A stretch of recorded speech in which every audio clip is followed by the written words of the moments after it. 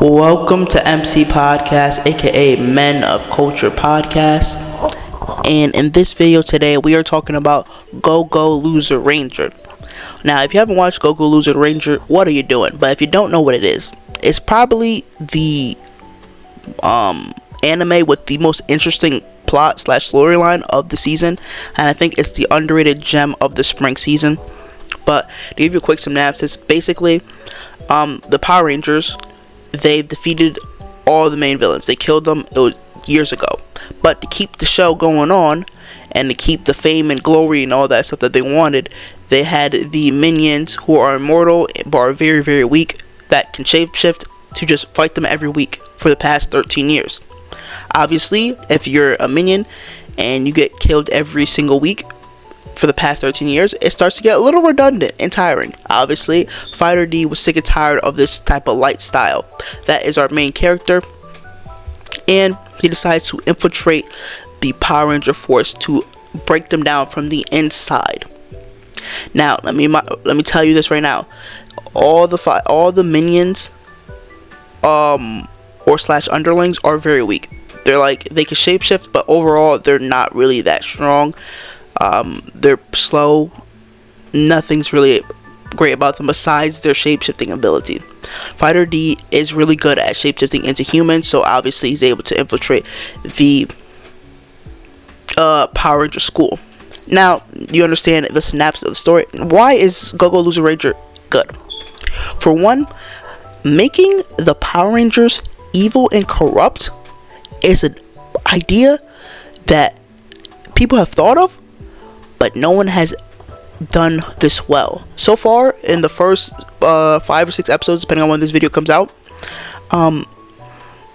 the Power Rangers have shown to be corrupt, caring about themselves and their own glory, and also just messed up individuals that will downright kill anybody for their spot.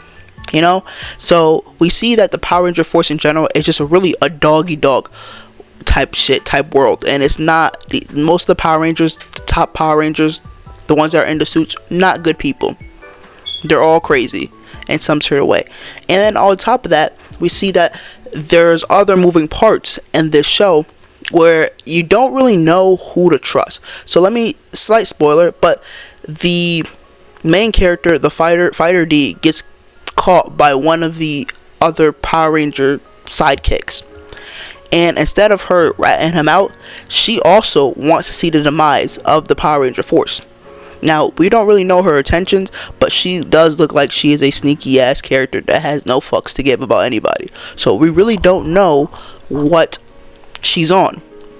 But what I can say about this show is that you really don't know who's who and who you can really trust throughout the show.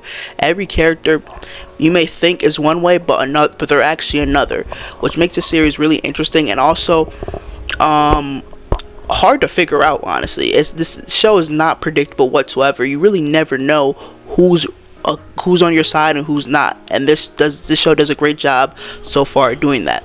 One of the only criticisms I do have for the show is that it is a slow starter. Like, I feel like the first few episodes have kind of been a prelude to what's to come, and honestly speaking, looking at it, only having 12 episodes might be a little too short for what type of story they want to build, because it's a slow pace to get to see and uncover how corrupt the Power Ranger force really is. Because initially, when you first watch the first episode does give off a goofy kind of vibe, that this is going to be a goofy show. Then by the end of the episode, you're like, okay, this might be a little serious, and then it kind of switches on and off from being a little goofy to being serious, and you're not really sure what direction the show's taking initially.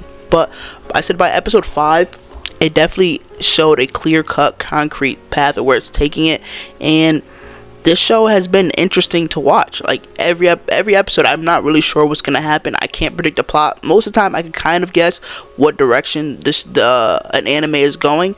But Go Go Loser Ranger is a unique anime where you really can't trust no one in this shit.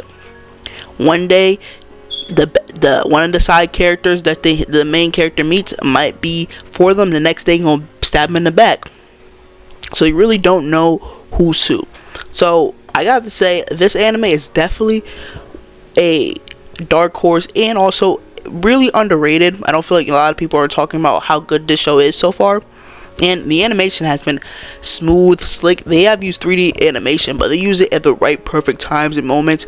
And it just really overall, it's a great production, and it's a great story so far. I'm enjoying every minute of it. It's definitely an anime to watch. I think has the best storyline of the season, and is the underdog or dark horse gem of the season, might be the title of the video. So if you like this type of video, make sure you go ahead and leave a like, comment, subscribe.